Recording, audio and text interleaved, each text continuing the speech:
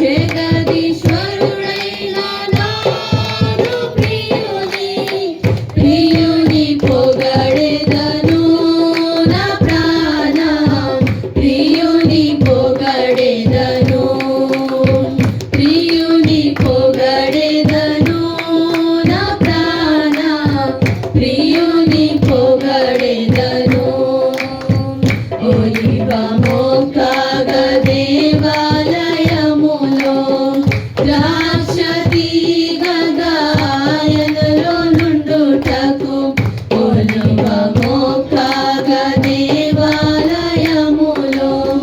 ద్రాక్షతీగ గాయనలో నుండుటకు కృపను సాగిన నాదు ప్రియుని కృపను సాగిన నాదు ప్రియుని ప్రియుని పొగడెదను నా ప్రాణం ప్రియుని పొగడెదను ప్రియుని పొగడెదను నా ప్రాణం ప్రియుని పొగడెదను పరిశుద్ధుడనైన పరిపూర్ణుడవుటకు పరిశుద్ధులతో నన్నేక పరచిన పరిశుద్ధుడనైన పరిపూర్ణుడవుటకు పరిశుద్ధులతో నన్నేక పరచిన పరిశుద్ధ తండ్రి అయిన నాదు ప్రియుని పరిశుద్ధ తండ్రి అయిన నాదు ప్రియుని ప్రియుని పొగడెదను నా ప్రాణం ప్రియుని పొగడెదను ప్రియుని పొగడెదను నా ప్రాణం ప్రియుని పొగడెదను సియోను యెరూషలేము పురముగా మారి ప్రభువుతో సదా జీవించుటకు సియోను యెరూషలేము పురముగా మారి ప్రభువుతో సదా జీవించుటకును సియోను రాజైన నాదు ప్రియుని సియోను రాజైన నాదు ప్రియుని ప్రియుని పొగడెదను నా ప్రాణం ప్రియుని పొగడెదను ప్రియుని పొగడెదను నా ప్రాణం ప్రియుని పొగడెదను సంతోషంతో యెహోవాను సేవించుడి ఉత్సాహగానము చేయుచు ఆయన సన్నిధికి రండి యెహోవాయే దేవుడని తెలుసుకునుడి ఆయనే మనల్ని పుట్టించెను మనము ఆయన వారు ఆయన మేపు గొర్రెలము కృతజ్ఞత అర్పణలు చెల్లించుచు ఆయన గుమ్మములో ప్రవేశించుడి కీర్తనలు పాడుచు ఆయన ఆవరణంలో ప్రవేశించుడి ఆయనను స్తుతించుడి ఆయన నామమును గణపరచుడి యెహోవా దయాళుడు ఆయన కృప నిరంతరమును ఆయన సత్యము తరతరములు ఉండును అనే భక్తుడు నిన్న మనం స్తుతి అర్పణ కీర్తనగా మనం చూసాం. అయితే ఈరోజు 101వ కీర్తన. ఇందులో మనకి 8 వచనాలు ఉన్నాయి. 8 వచనాల్లో దావీదు కీర్తన డైరెక్ట్గా హెడింగ్లో వ్రాయబడి ఉంది. మనం ధ్యానం చేస్తే దావీదు యొక్క గొప్ప మనసు, భగవంతుని యొక్క ఔన్నత్యం, అలాగే నమ్మకత్వం ఎలాంటి వారు ఆయనకు ఉండాలి. ఎక్స్పెషల్లీ మనం ఇంకొక విధంగా చెప్పాలంటే ఈ 8 వచనాలు దావీదు తీర్మానం, అనగా దావీదు తను ఏ విధంగా పరిశుద్ధంగా ఉండాలి, కన్నుల్లో ఏ విధంగా పరిశుద్ధత ఉండాలి, క్రియల్లో ఏ విధంగా పరిశుద్ధత ఉండాలి, కనుచూపు మేరలో ఏ విధమైన పరిశుద్ధత ఉండాలి, ఆత్మీయంగా ఎలాగ ఉండాలి, ఏ విధమైన ఆశయం కలిగి ఉండాలి మనిషి, ఎవరిని ఆశ్రయించాలి, అలాగే తనకి ఎవరెవరైతే ఇష్టం, ఎవరంటే ఇష్టం, నమ్మకమైన వారిని ఆయన ఇష్టపడతాడు, నిర్దోషమైన వారిని ఆయన ఇష్టపడతాడు, నిజం పలికే వారిని దావీదు ఇష్టపడతాడు, అలాగే నిజాయితీ పరుల్ని దావీదు అనగా యథార్థవంతుల్ని దావీదు ఇష్టపడతాడు. అనగా మన జీవితాల్లో కూడా ఏమి నేర్చుకోవాలి? అలనాటి భక్తులు విడిచి వెళ్ళినటువంటి అడుగుజాడలు మనం మంచిని తీసుకోవాలి. దావీదు తీర్మానం చేసుకుంటున్నాడు, మనం ధ్యానం చేద్దాం. ఏ విధమైన పరిశుద్ధతగా ఉండాలి కన్నులలో, అలాగే పరిశుద్ధత క్రియల్లో ఎలా పరిశుద్ధంగా ఉండాలి, కనుచూపు మేరలో ఏ విధంగా పరిశుద్ధంగా ఉండాలో దావీదు ఇక్కడ 101వ కీర్తన ద్వారా మనకు తెలియపరుస్తాడు. అలాగే తన వ్యక్తిగత జీవితంలో ఆత్మీయంగాను ఏ ఆశయం కలిగి ఉండాలి, ఏ గురి కలిగి ఉండాలి, ఎవరిని ఆశ్రయించాలి, అలాగే తను ఎవరితో ప్రవర్తించాలి, ఎవరితో జీవించాలి, తన చుట్టూ ఎవరుండాలో కూడా దావీదు తీర్మానం చేసుకుంటున్నాడు. నమ్మకమైన వారు తన చుట్టూ ఉండాలని, నిర్దోషమైనటువంటి వారు తన చుట్టూ ఉండాలని, యథార్థంగా నిజం పలికేటటువంటి వారు తన చుట్టూ ఉండాలని, నిజాయితీ పరులు తన చుట్టూ ఉండాలని దావీదు కోరుకుంటూ ఉన్నాడు. అయితే 101వ కీర్తన త్వరగా వచనం వెంబడి వచనం ధ్యానం చేద్దాం. నేను కృపను గూర్చియు న్యాయమును గూర్చియు పాడేదను. దేని గురించి పాడతాడో? కృపను గూర్చి. నిన్న 100వ కీర్తన మొట్టమొదటి వచనంలో సమస్త దేశములారా యెహోవాకు ఉత్సాహధ్వని చేయడు. సమస్త దేశములు అంటే దేశం తర్వాత మాట, మన కుటుంబం చూడాలి. సమస్త కుటుంబాలారా అంటే మన ఇంటి పేరున్న 100 కుటుంబాలు ఉన్నాయనుకోండి, ఆ కుటుంబాలు తర్వాత మనకి మన కుటుంబం, నా కుటుంబం తర్వాత నేను. మొట్టమొదట భగవంతుడికి ఉత్సాహధ్వని, కృతజ్ఞత. నేను మనం చూస్తాం 10 మంది కుష్ఠరోగులు, 10 మంది బాగుపడ్డారు, 9 మంది చేసిన మేలు మర్చిపోయారు. మరలా మేలు చేసినటువంటి వ్యక్తి జ్ఞాపకానికి రాలేదు. అన్యుడు సమరయుడు భగవంతుడు అంటాడు కదా, ఈ అన్యుడు తప్ప ఆ 9 ఎక్కడ?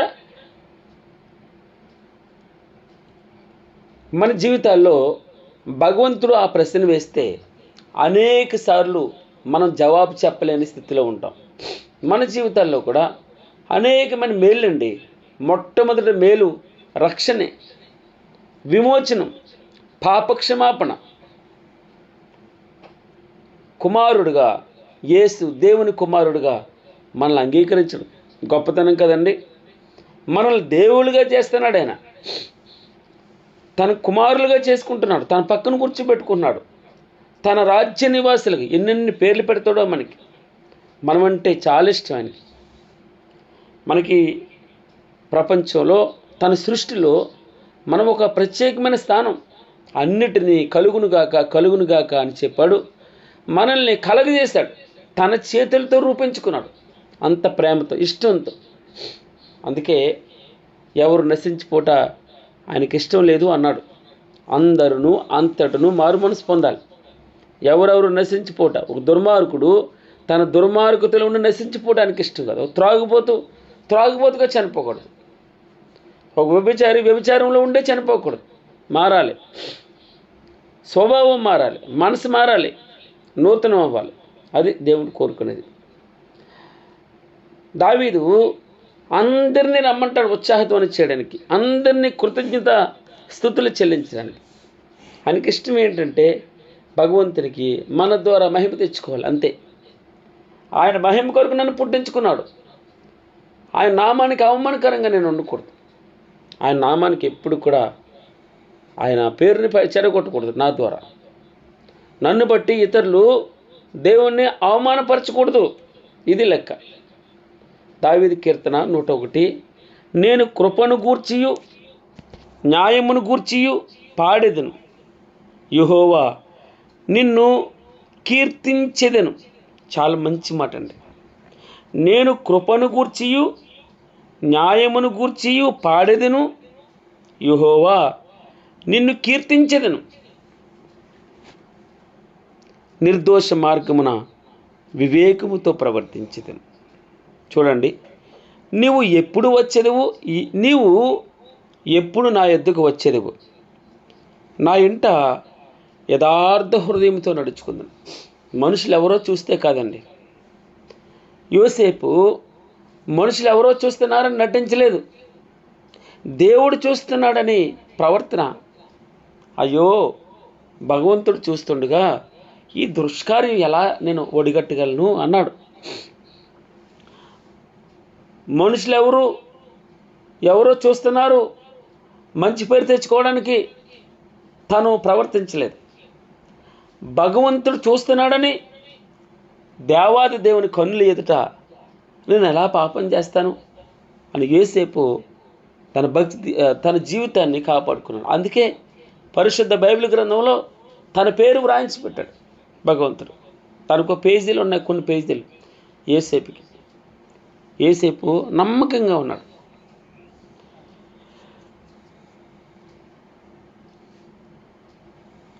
తనకు అప్పచెప్పిన పనిలో నమ్మకంగా ఉన్నాడు. ఎక్కడ మిస్యూజ్ చేయలేదు. మిస్యూజ్ అనగా ఎక్కడా కూడా బౌండరీ దాటలేదు. నీవు ఎప్పుడు నా యొద్దకు వచ్చేదివు, ఎప్పుడు వచ్చినా కూడా, ఎప్పుడు నన్ను దర్శించినా కూడా, ఎప్పుడు నన్ను నువ్వు పరిశీలన చేసినా,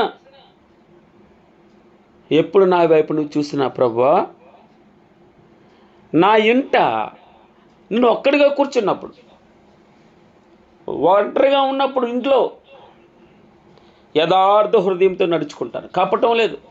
సరే, ఆ భగవంతుడే చెప్తాడు ఆ దావీదు గురించి, బత్షెబా విషయంలో తప్ప ఎక్కడెక్కడ దావీదు పాపం చేయలేదు అన్నాడు.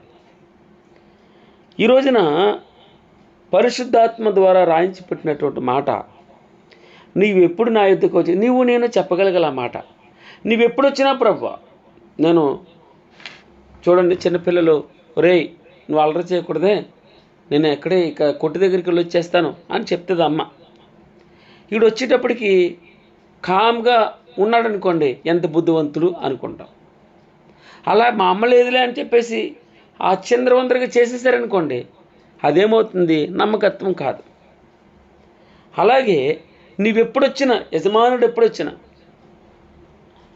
భగవంతుడు ఎప్పుడొచ్చినా కూడా నా ఇంట యథార్థ హృదయముతో నడుచుకుంటాను అన్నాడు. రెండవ మాట 3వ వచనంలో, నా కన్నుల ఎదుట నేను ఏ దుష్కార్యమును ఉంచుకొనను. చూడండి ఎంత మంచి మాట అండి. యోబు రాసిన పత్రిక 31వ అధ్యాయము 1వ వచనం. తీర్మానం, మనం తీర్మానం చేసుకోవాలి, దాని ప్రకారం ప్రవర్తించాలి. యోబు అంటాడు 31వ అధ్యాయము 1వ వచనంలో, నేను నా కన్నులతో నిబంధన చేసుకుంటుని, కన్యకను నేను ఎలాగూ చూచెదను, ఎలా పాపం చేస్తాను. నేను భగవంతునితో నిబంధన చేసుకున్నాను, ఎలా అబద్ధం ఆడతాను. నేను భగవంతునితో నిబంధన చేసుకున్నాను, ఒకసారి కమిట్ అయ్యాను, ఆయనకు అప్పచెప్పుకున్నాను. ఈ శరీరం మీద నాకు హక్కు లేదు, ఈ కన్నుల మీద నాకు హక్కు లేదు, చెవుల మీద నాకు హక్కు లేదు, నా అవయవాల మీద నాకు హక్కు లేదు. నేను భగవంతునికి సంబంధించినటువంటి వాడిని. నేను నా కన్నులతో, ఎవరితోటండి? కన్నులతో నిబంధన చేసుకున్నాడట యోబు చెప్తున్నాడు. కన్యకను నేను ఎలాగూ చూచుదును, ఎలా చూచి పాపం చేస్తా. స్తోత్రం ప్రభు. నా కన్నుల ఎదుట ఏ దుష్కార్యమును ఉంచుకొనును అంటాడు దావీదు. నా కన్నుల ఎదుట నేను ఏ దుష్కార్యమును ఉంచుకొనను. అంటే జనరల్గా మన వస్తువులు చిందరవందరగా పడిపోయినాయి, నేను వెళ్తూ ఉన్నాను, నాకెందుకు నేను వెళ్ళిపోన్నాను, సరిచేసి వెళ్తాను. ఉదాహరణకి నా జీవితంలో నా కన్నుల ఎదుట ఏ పాపాన్ని ఉంచుకోను. అది పాపం నాకు అసహ్యం, దోషం నాకు అసహ్యం. దుష్కార్యమును ఉంచుకొని నాకు అర్థం, నేను నా కన్నుల ఎదుట పరిశుద్ధంగా చెడుతనమును విసర్జిస్తాను. అది దేవుని ప్రేమించేవాడు ఏం చేయాలట? చెడుతనమును అసహించుకోవాలి, చెడుతనమును తీసివేసుకోవాలి. పాపం ఉండడానికి వీల్లేదు. తర్వాత భక్తి మార్గము తొలగిన వారి క్రియలు నాకు అసహ్యములు, అవి నాకు అంటనీయను. భక్తి మార్గము తొలగిన వారి క్రియలు అనగా అప్పటి వరకు భక్తి చేస్తాడు, ఎంతో చక్కని ప్రార్థనలో పాటలు పాడతాడు, వాకింగ్ చెప్తాడు, అతనే లీడ్ చేస్తాడు. కానీ తనకి ఏదో అనుకున్నది జరగలేదు, అంతే, నాకు ఈ దేవుడు వద్దు, తొలగిపోతాడు. ఆ భక్తి మార్గం నుంచి విచ్చలవిడైపోద్ది. అప్పటి వరకు త్రాగొద్దు అని అతనే చెప్తాడు, భక్తి చేయండి అతనే చెప్తాడు. అన్నీ చెప్పి ఏదో తన జీవితంలో చిన్నది ఆటంకం వచ్చిందనో, త్వరగా అవలేదనో తాను ఆ భక్తి మార్గం నుంచి తొలగిపోతాడు. వాడు చేసే క్రియలు నాకు అసహ్యములు అన్నాడు దావీదు. అవి నాకు అంటే నేను నా దగ్గరికి రానివ్వను, వాడితో సహవాసం చేయను. దాని అర్థం అది. నాకు అంటే నేను వాడితో నేను సహవాసం చేయను. ఏది చెప్తాడు వాడు, నేను దేవుణ్ణి నమ్ముకున్నప్పుడు ఇల్లు కట్టుకోలేదురా ఒక ఆయన చెప్తున్నాడు. నేను దేవుణ్ణి నమ్ముకున్నప్పుడు ఇల్లు కట్టుకోలేదు, ఎప్పుడో వచ్చి సిరి పడిపోతుంది నాకు, లక్షలు లక్షలు వచ్చేస్తుంది, కోట్లు కోట్లు వచ్చేస్తుంది. ఏం చేసుకుంటావు? ఎన్ని రూపాయలు వేస్తారో మనం వెళ్ళేటప్పుడు, దాంట్లో మొలతాడు కూడా ఉంచరు, వట్టి శరీరం వెళ్ళొస్తుంది, వట్టి శరీరమే వెళ్ళాలి. భక్తి మార్గము తొలగిన వారి క్రియలు నాకు అసహ్యములు, అవి నాకు అంటనీను అన్నాడు దావీదు. 4వ వచనంలో మూర్ఖ చిత్తుడు నా యొద్ద నుండి తొలగిపోవలను, దౌష్ట్యమును నేను అనుసరింపను. చూడండి, తన జీవితంలో తీర్మానం చేసుకుంటున్నాడు. ఏమని? మూర్ఖ చిత్తుడు, మూర్ఖులు నా యొద్ద ఉండడానికి వీల్లేదు, నాలో ఉండడానికి వీల్లేదు. దాని అర్థం ఏంటి? మూర్ఖ చిత్తుడు, పాపం నాలో ఉండకూడదు, మూర్ఖత్వం నాలో ఉండకూడదు, నా ఎదుట ఉండకూడదు, నాలో ఉండకూడదు. దుష్టత్వాన్ని, దౌష్ట్యమును నేను అనుసరింపను, నాలో ఉండకూడదు. పాపము నాలో ఉండకూడదు, మూర్ఖత్వం నాలో ఉండకూడదు, దుష్టత్వం నాలో ఉండకూడదు. నా యొద్ద నుండి తొలగిపోవాలి. నేను అనుసరింపను. ప్రతి క్రైస్తవుడు మన జీవితాల్లో తీర్మానాన్ని మించింది గొప్పతనం లేదని. వాక్యం వినొచ్చు, వాక్యం విని వాక్య ప్రకారం జీవించాలి ప్రభువా. అవును తండ్రి, నేను కూడా అలా ఉండాలి. మన జీవితాల్లో తీర్మానం తీసుకునేవారుగా ఉండాలి. తీర్మానం, మనం కమిట్మెంట్ భగవంతునితో తీసుకోవాలి. నేను కూడా అలా ఉండాలి. ఇవన్నీ మనకి ఎందుకు జరుగుతున్నాయి? దుష్టాంతములుగా నీకు నాకు బుద్ధి కలగడానికి. బుద్ధి వచ్చినప్పుడు ఏం చేయాలి? యేసులా నేను అలా జీవించాలి, నేను నీలా జీవించాలి, యేసు క్రీస్తు వారిలో ఉండాలి. 5వ వచనం, 101వ కీర్తన 5వ వచనం. తమ పొరుగు వారిని చాటున దూషించు వారిని నేను సంహరించేదను, అహంకార దృష్టి గలవారిని, గర్వించిన హృదయం గలవారిని నేను సహింపను. ఏమన్నాడమ్మా? తమ పొరుగు వారిని చాటున దూషించేవారిని. మనం క్రైస్తవుడు మూడో వ్యక్తి గురించి, తన మధ్యలో లేనటువంటి వ్యక్తి గురించి ఎప్పుడెప్పుడు మాట్లాడకూడదు, దూషించకూడదు. నేను సంహరించేదను అంటే దాని అర్థం ఏంటంటే అలాంటి విషయాల్ని నేను దరిచేరను. అహంకార దృష్టి గలవారిని, గర్వించిన హృదయం గలవారిని నేను సహింపను. నాకు ఈ మాటలు చెప్తుంటే 1వ కీర్తన జ్ఞాపకం వస్తుంది. మొదటి కీర్తన ఎవరు రాశారమ్మా? దావీదు రాశాడు. అక్కడ మీరు చూడండి, దుష్టుల ఆలోచన చెప్పున నడువక, పాపుల మార్గమున నిలువక, అపహాస్యకులు కూర్చుండు చోటున కూర్చుండక. తన హృదయంతో తీర్మానం చేసుకుంటున్నాడు. భగవంతుని యొక్క శక్తి అర్థమైతే, దేవుని యొక్క పరిశుద్ధత అర్థమైతే మనం ఎలా ఉండాలో అర్థమవుతుంది మనకి. యెహోవా అనే పేరు రాయడానికి కూడా భయపడేవారట. ఆ యెహోవా అని పేరు చదవడానికి తండ్రి అబ్బా అని మాత్రమే పిలిచేవారట. ఇక్కడ భక్తుడు అంటాడు, దుష్టుల ఆలోచన చెప్పున నడవక, పాపుల మార్గమున నిలువక. 2-3 మనుషులు కూర్చున్నారనుకోండి, ఎక్కువ విషయాలు వారి గురించి ఉండవు.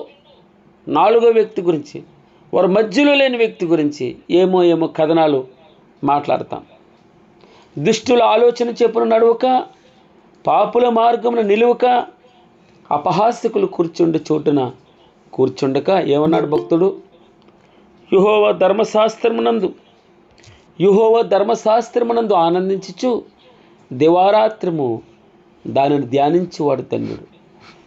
అతడట నీటి కాలువల యోరను నాటబడినది, ఆకు వాడక తన కాలం ముందు ఫలమిచ్చు చెట్టు వలె ఉంటాడట. అతడు చేయునిదంతా సఫలమవుతుంది. దుష్టులు అలాగిన నుండక గాలి చెదరగొట్టు పొట్టు వలె ఉంటారట. కాబట్టి న్యాయ విమర్శలో దుష్టులను, నీతిమంతుల సభలో పాపులను నిలువలేరు అన్నాడు. నీతిమంతుల మార్గం యెహోవాకు తెలియను, దుష్టుల మార్గం నాశనమునకు నడుపును అన్నాడు. తమ పొరుగు వారిని చాటున దూషించు వారిని, ఎట్టి పరిస్థితుల్లోని పొరుగువారి ఎడల అనగా పొరుగువారిని ఎప్పుడు దూషించకూడదు మనసులో తీర్మానం చేసుకుంటున్నాడు దావీదు. తమ పొరుగువారిని దూషించేవారిని నేను సంహరిస్తాను అంటే ఎంత పాపమో చూడండి. అంటే ఈ రోజులో మనం అలా చేయకూడదు. కానీ ఏం చెప్తున్నాడు? తమ పొరుగువారిని చాటున దూషించేవారిని అసహించుకుంటాను నేను. అహంకార దృష్టి గలవారిని, గర్వించిన హృదయం గలవారిని నేను సహింపను. పాపాన్ని అసహించుకుంటా. తర్వాత ఇంతవరకు ఒక ఎత్తు దావీదు. తర్వాత 6వ వచనం నుంచి చూడండి ఎంత అద్భుతమైన మాట. నా యొద్ద నివసించినట్లు దేశంలో నమ్మకస్తులైన వారిని నేను కనిపెట్టుచున్నాను. నా యొద్ద నివసించినట్లు దేశంలో నమ్మకస్తులైన వారిని నేను కనిపెట్టుచాను. రాజు దగ్గర ఎవరిని కోరుకోవాలి? నమ్మకమైనటువంటి వారినే ఉండాలని కోరుకుంటాడు. లేకపోతే వెన్నుపోటు పొడుస్తారు, పక్క నుండి గొంతులు తవ్వుతారు. ఆ రాజు ఎందుకంటే దగ్గరగా చూస్తారు కదా. ఆ టీవీ, రాజు చుట్టూ బంటులు ఉంటారు, గొప్ప ప్రొటెక్షన్ ఉంటుంది. ఈ రోజుల్లో ఆ సిచ్యువేషన్ లేదు. కానీ రాజుగారు వెళ్తూ ఉంటే జై జై ధ్వనులు ఉండాలి, డ్రమ్స్ కొట్టాలి, రాజుగారు వస్తున్నారు అని చాటింపివేయాలి. రథం మీద కూర్చుంటాడు. ఇవన్నీ చూచి ఇది నాకెందుకు రాకూడదు అని దుర్బుద్ధి వస్తుంది. నేను కూడా అలా ఉంటే బాగుంటుంది కదా అని వెన్నుపోటు పొడిస్తారు. వెన్నుపోటు పక్క నుండే తెలియదని గుంతలు తవ్వేస్తారు.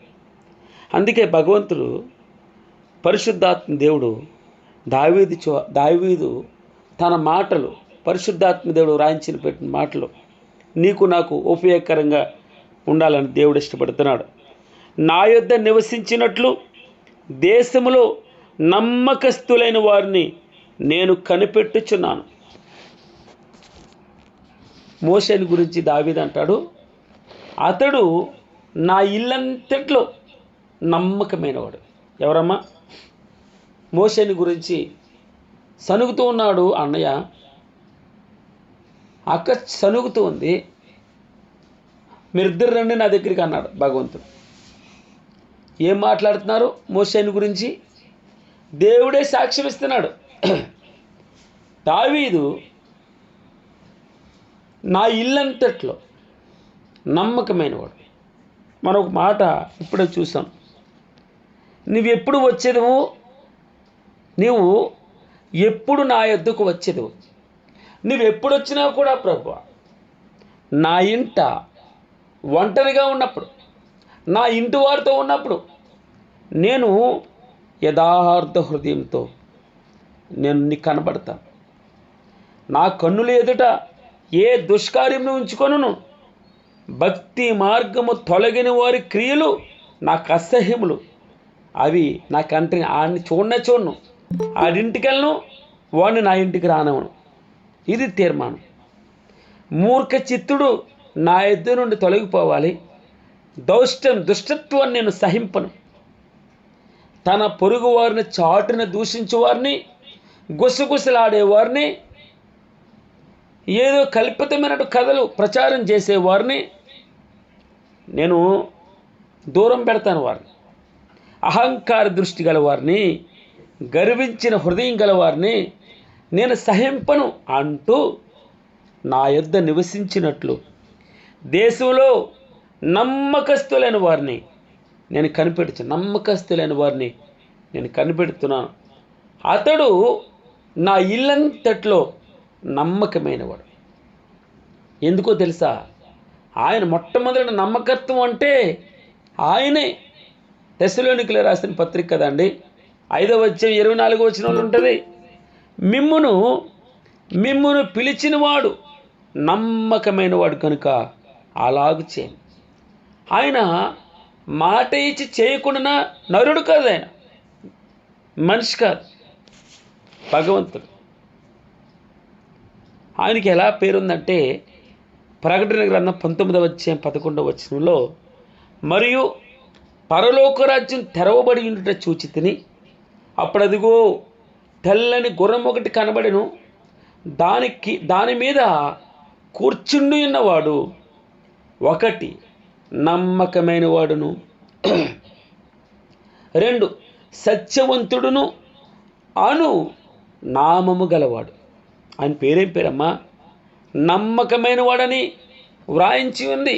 సత్యవంతుడు. ఆయన సింహాసనానికి నీతి న్యాయముల పునాదులట. అవే సపోర్టు ఆ సింహాసనానికి. నీతి న్యాయములు. ఆయన పేరు నమ్మకమైన వాడు, సత్యవంతుడు. అందుకే ఆయన అంటాడు కదా, మిక్కిలి కొంచెంలో నమ్మకంగా ఉండేవాడు. మిక్కిలి కొంచెంలో నమ్మకంగా ఉండేవాడు ఎక్కువలో కూడా నమ్మకంగా ఉంటాడు. అందుకే బలా నమ్మకమైన మంచి దాసుడా అని మామూలుగా పిలిపించుకోలేదండి.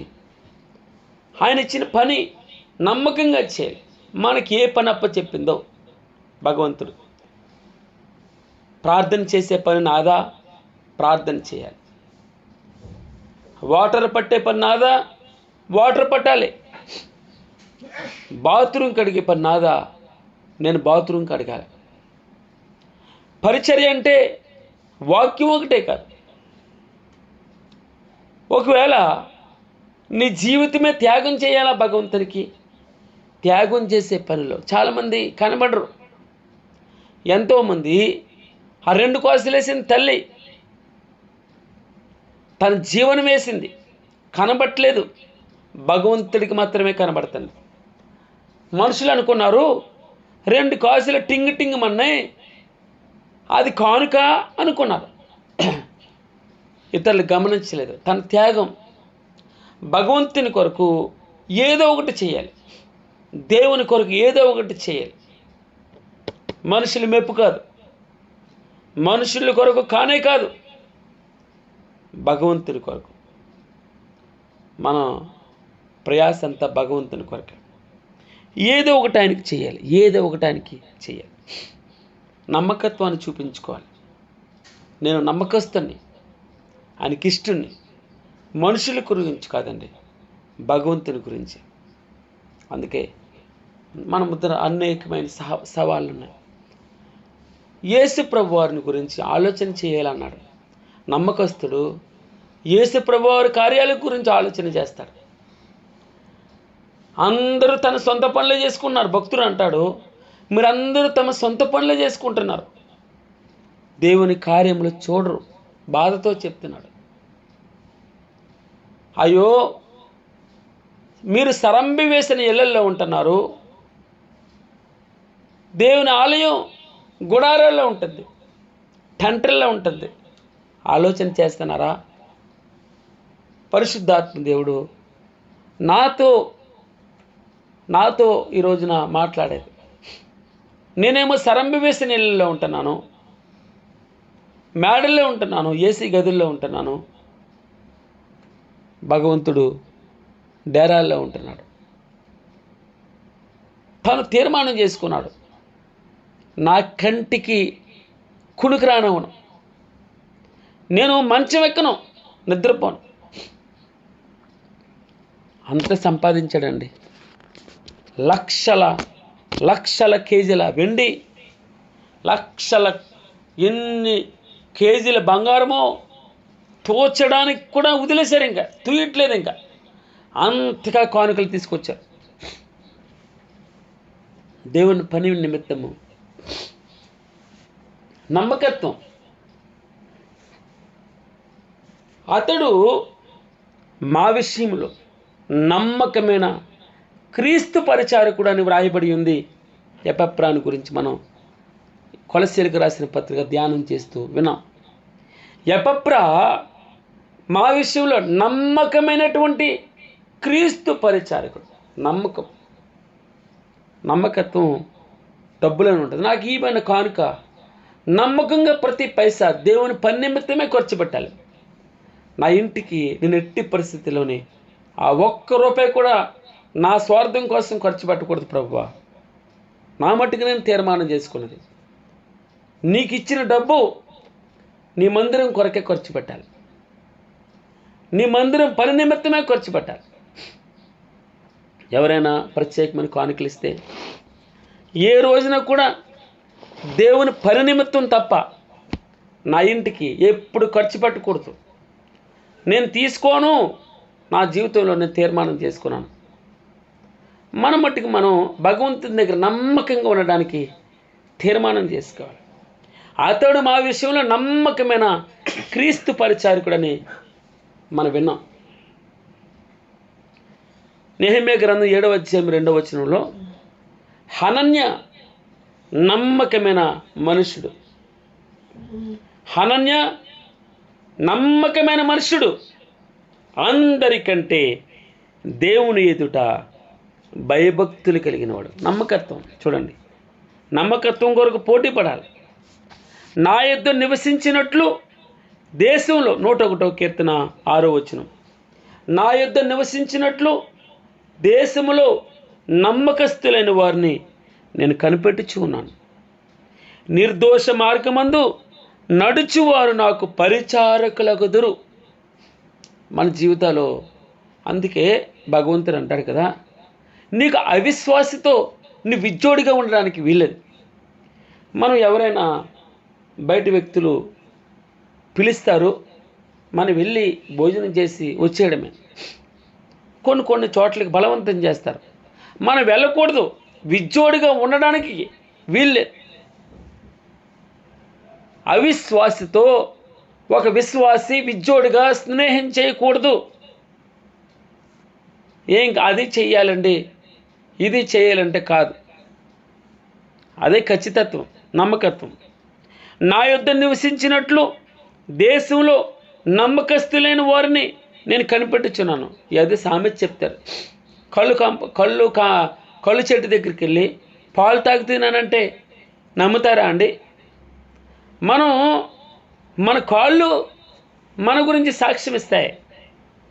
నా యొద్ద నివసించినట్లు దేశంలో నమ్మకస్తులైన వారిని నేను కనిపెట్టుచున్నాను.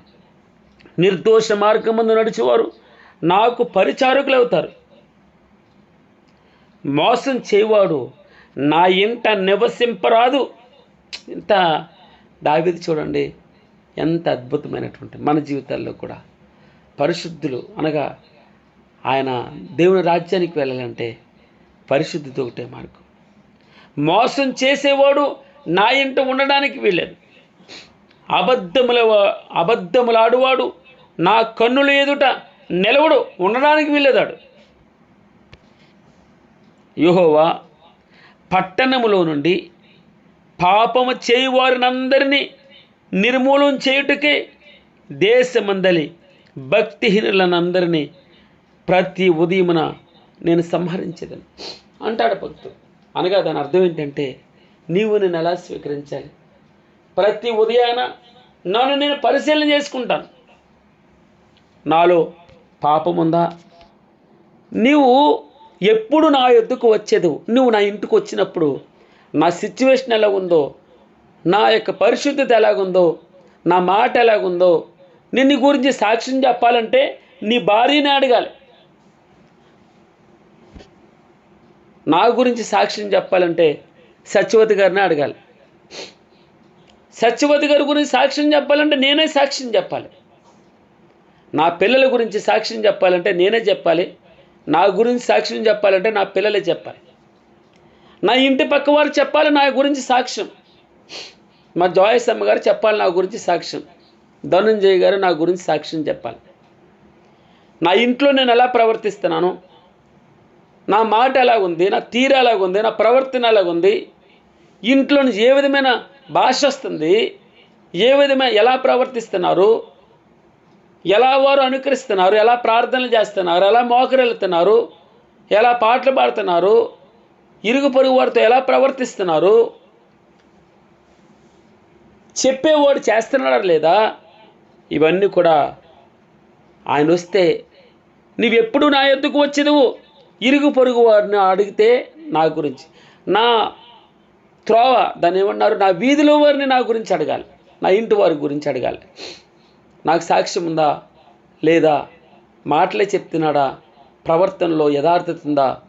మనం అందుకే యథార్థవంతుడే పరిశుద్ధుడు, యథార్థవంతుడే పరలోక రాజ్యం వెళ్తాడు. నిర్దోష మార్గమున వివేకంతో ప్రవర్తించేదను అంటాడు. నువ్వు ఎప్పుడు నా ఇంటికి వస్తావు, అప్పుడు ఎప్పుడు ఎల్లప్పుడూ ఉన్నప్పుడే కాదు, మనుషులు చూస్తున్నప్పుడే నటించను. నేను నా జీవితంలో వేషధారణ ఉండదు, యథార్థత ఉండదు, ఎప్పుడు ఎల్లప్పుడూ ఒకేలా ఉంటాను. ప్రభువా, నీవు నన్ను చూస్తూ ఉన్నప్పుడు యథార్థంగా ఉంటాను. నా కన్నుల ఎదుట ఏ దుష్కార్యం ఉంచుకోను. భక్తి మార్గము తొలగిన వారి క్రియలు నాకు అసహ్యములు, అవి నాకు అంటనేను, అసలు ముట్టుకోనవును, నా ఇంటికి రానవును అలాంటి వారిని. మూర్ఖ చిత్తులు, మూర్ఖత్వం నాలో ఉంచుకోను, దుష్టత్వం నాలో ఉంచను, తీసివేసుకుంటాను. తమ పొరుగు వారిని చాటును దూషించే వారితో నేను సహవాసం చేయను, వారిని దూరం పెడతాను. అహంకార దృష్టి గల వారిని, గర్వించిన హృదయం గలవారిని అసలు సహించను. నేను అలాంటి వారిని సహించను. నా యొద్ద నివసించినట్లు దేశంలో నమ్మకస్తులైన వారిని నేను కనిపెడుతూ ఉన్నాను. నిర్దోష మార్గమందు నడిచేవారు నాకు పరిచారకులు అవుతారు. మోసం చేయవాడు నా ఇంట ఉండడానికి వీల్లేదు. అబద్ధములాడువాడు నా కన్నుల ఎదుట నివసించడానికి వీల్లేదు. యెహోవా పట్టణంలో పాపం వెళ్ళిపోవాలి. భగవంతుడు పాపమును ద్వేషిస్తాడు, పాపమును అసహించుకుంటాడు, పాపం దరికి రానవుడు.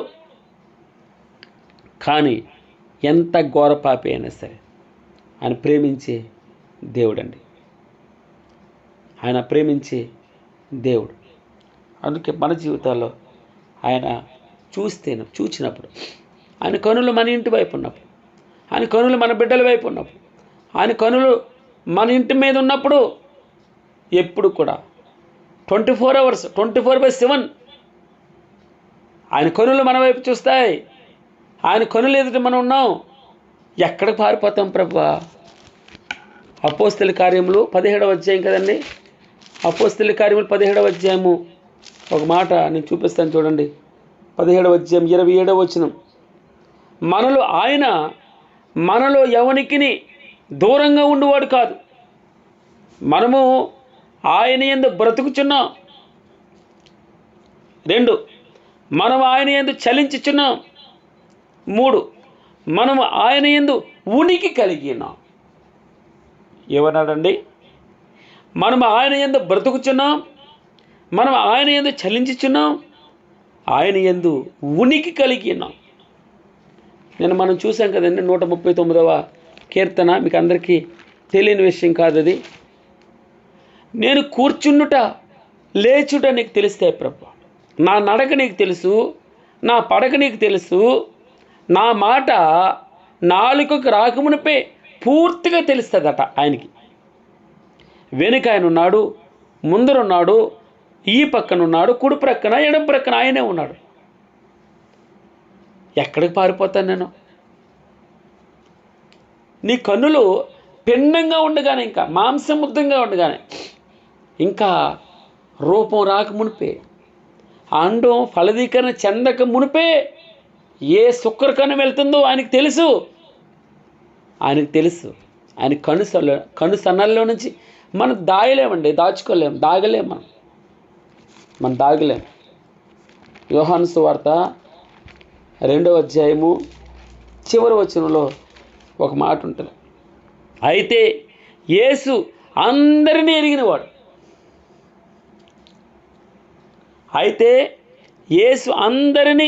ఎరిగినవాడు గనుక ఆయన తన్ను వారు వశం చేసుకొనలేదు. ఆయన మనుషుని ఆంతర్యం ఎరిగినవాడు, హృదయాంతరంగములను ఎరిగిన దేవుడు యేసు.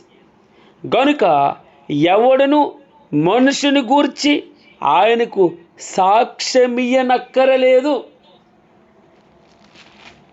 కొలసీలకు రాసిన పత్రిక రాత్రి మనం చూసాం. ఆయన సంఘము అను శరీరమునకు ఆయనే శిరస్సు. అంటే ఆయన కన్నులు కదండి. మన శరీరంలో ఉన్న ప్రతి భాగం ఆయన కనబడుతుంది. ఏ భాగం ఎలాగుందో ఆయన చూస్తాడు. ఆయన మనుషుని ఆంతర్యం ఎరిగిన దేవుడు. ఆయన సర్వం తెలుసండి ఆయనకి. సర్వమును ఆయన యందు సృజించబడును. 16వ వచనం, కొలస్సీలకు రాసిన పత్రిక 1వ అధ్యాయము 16వ వచనంలో, సర్వమును ఆయన ద్వారాను ఆయనను బట్టి సృజించబడెను. ఎక్కడికి వెళ్తాం మనం? మన ఉనికి ఆయనలో ఉంది, ఆయనలో బ్రతుకుతున్నాం, ఆయనలో చలిస్తున్నాం. ఆయన కన్నుల ఎదుట మన ప్రాకారాలు ఉన్నాయి. 139వ కీర్తనలో ఉంటుంది. మన ప్రాకారాలు, మన ఇల్లు, మన నడక, మన పడక, మన మాట, మన చూపు ఆయన కళ్ళ ముందర ఉంది. సీసీ కెమెరా ఉంది అంటారు. మనకి 24 గంటలు సీసీ కెమెరా ఉంది. 24 గంటలు సీసీ కెమెరా మనల్ని ఫాలో అవుతుంది. మరి ఆయన కన్నులు ఎంత మెగాపిక్సెల్స్ ఉన్నాయో తెలియదు కానండి, స్పష్టంగా వీడియో రికార్డ్ అవుతుంది. భయంతో ఉందాం. భక్తుడు అంటాడు, నీవు ఎప్పుడు నా ఇంటికి వచ్చేదో అని క్వశ్చన్ మార్క్ వేసి, ఎప్పుడు వచ్చినా కూడా ప్రభువా నా ఇంట ఒంటరిగా ఉన్నా, కుటుంబంతో ఉన్నా, ఫ్రెండ్స్తో ఉన్నా, ఎవరెవరితో ఉన్నా యథార్థ హృదయంతో నేను నీకు కనబడతాను, నడుచుకుంటాను.